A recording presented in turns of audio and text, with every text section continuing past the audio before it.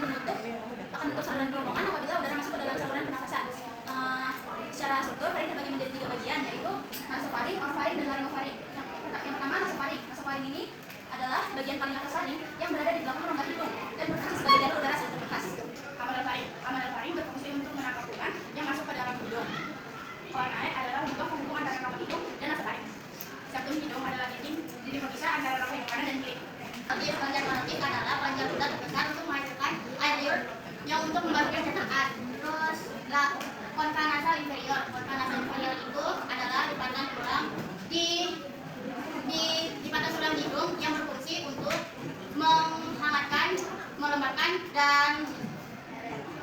dan menyaring udara. Terus ada langit-langit lunak langit-langit lunak itu bagian lunak di belakang langit-langit mulut yang menutup saluran hidung saat menelan makan.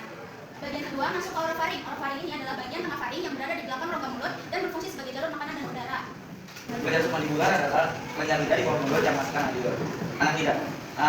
Bagian kecil yang menggantung di langit-langit lidah tujuannya berfungsi menutup nasofaring saat menelan dan masuk ke suara. Amandel palatina dan tenggorokan berfungsi mempertahankan tubuh dari infeksi. Ada lidah. Mata lidah adalah bagian belakang lidah. Bagian belakang lidah yang berfungsi sebagai tempat udara. Kemudian terdapat kartu nafas. Nafas adalah kartu yang menutup saluran saat adalah kartu yang menutup saat proses menelan agar makanan tidak masuk ke dalam paru-paru. Yang terakhir ada batang tenggorokan. Batang tenggorokan adalah jabatan yang menghubungkan taring dan paru-paru berfungsi sebagai jalan udara menuju ke paru-paru dan juga sebagai tempat menimbulkan suara. Masuk bagian yang ketiga yaitu laringofaring. Laringofaring adalah bagian bawah faring yang menghubungkan antara laring dengan kerongkongan. Kemudian paling bawah di sini ada kerongkongan atau esofagus. Kerongkongan atau esofagus adalah saluran untuk saluran untuk makanan dan minuman masuk ke lambung. Untuk penyakitnya itu yang pertama ada paradisitis. Paradisitis itu radang tenggorokan akibat virus atau bakteri. Gejalanya itu ada kayak tenggorokan kering, habis itu gatal, kadang demam.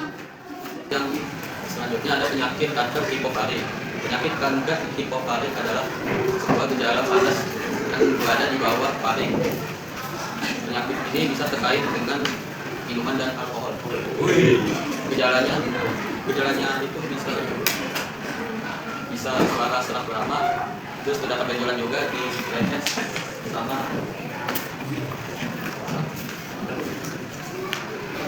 terdapat benjolan di leher.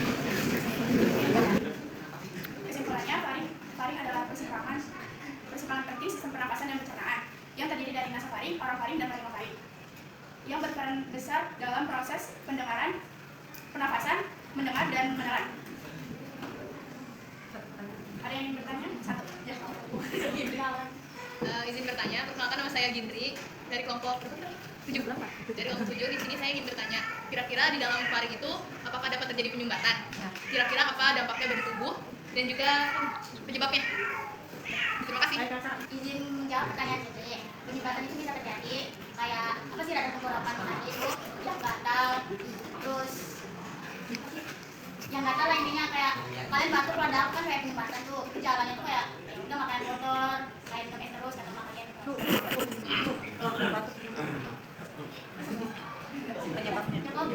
Penyebabnya apa? Itu tadi gara-gara makanan yang sembarangan kan, jadinya virus, bakteri. Berarti dampaknya itu jadi bikin batuk gitu ya? Iya. Oke, terima kasih. Sama-sama.